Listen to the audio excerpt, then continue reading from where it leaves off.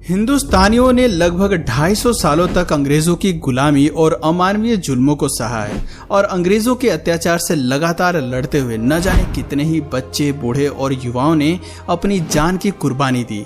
तब कहीं जाकर हम आज आजाद देश में सांस ले रहे हैं और आजादी के 75 साल पूरे होने पर देश में अमृत महोत्सव मना सके हैं। लेकिन अंग्रेज हमेशा से ही भारत में नहीं थे, बल्कि जब वे मीलों का सफर तय करके भारत आए थे तब यहाँ पर मुगलों का राज था और अगर मुगल न चाहते तो अंग्रेज भारत में प्रवेश तक नहीं कर सकते थे, क्योंकि भारत में एक और मुगलों का शक्तिशाली साम्राज्य था तो दूसरी ओर मातृभूमि पर मर मिटने वाले मराठा भी थे।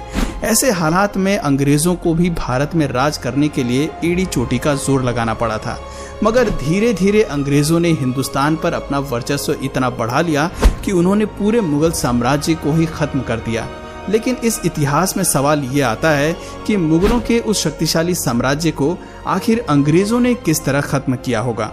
आज की इस वीडियो में हम आपको वही दास्तान सुनाने वाले हैं। तो इसी बात पर चलिए शुरू करते हैं इतिहास के एक और नए अध्याय को। इतिहास बताता है कि 16वीं सदी के अंत में भारत इतना संपन्न था कि पूरी दुनिया में जितना उत्पादन होता था उसका लगभग 1/4 हिस्सा केवल भारत में ही उगता था और यही वजह थी कि भारत उस समय सोने की चिड़िया कहलाता था और पूरी दुनिया की नज़र इसी सोने की चिड़िया पर ही टिकी हुई थी। ऐसे में भला अंग्रेज कहाँ पीछे रहते। उस समय हिंदुस्तान में दिल्ली पर सम्राट अकबर का राज था और ऐसा माना जाता है कि अकबर अपने दौर के सबसे ज्यादा दौलतमंद बादशाह थे।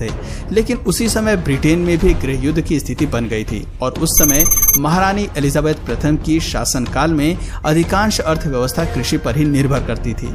अफसोस कि आपसी गृह युद्ध के चलते ब्रिटेन वैश्विक स्तर पर केवल 3 से 4% उत्पादन ही कर पा रहा था और इसी दौरान पुर्तगाल और स्पेन ब्रिटेन को पीछे छोड़कर उनके मुकाबले काफी ज्यादा तरक्की कर रहे थे।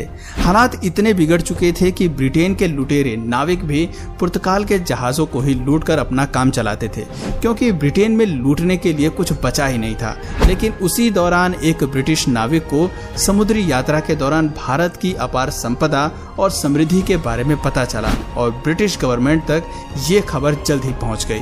फिर आया समय सन 1600 का, जब 200 ब्रिटिश व्यापारियों ने मिलकर एक कंपनी बनाई और उस कंपनी का नाम रखा ईस्ट इंडिया कंपनी। और इस कंपनी के सदस्यों ने जब अपनी राजनीति और कूटनीति महारानी एलिजाबेथ को बताई तो वो भी ईस्ट इंडिया कंपनी को सपोर्ट करने के लिए तैयार हो गई। इधर भारत में इसी बीच बादशाह अकबर की मौत हो चुकी थी और अकबर के बाद मुगल बादशाह के तख्त पर अकबर के बेटे जहांगीर की ताजपोशी कर दी गई।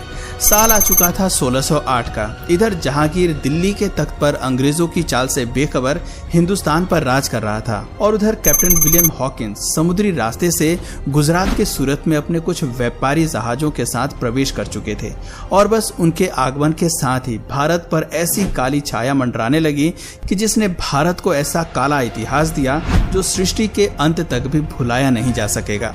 अंग्रेजों ने भारत में आते ही ईस्ट इंडिया कंपनी स्थापित करने की घोषणा कर दी और अपने इसी प्रस्ताव के साथ काफी बेशकीमती उपहारों को लेकर कैप्टन विलियम हॉकिंस अपने कुछ साथियों के साथ जहांगीर के दरबार में पहुंचे।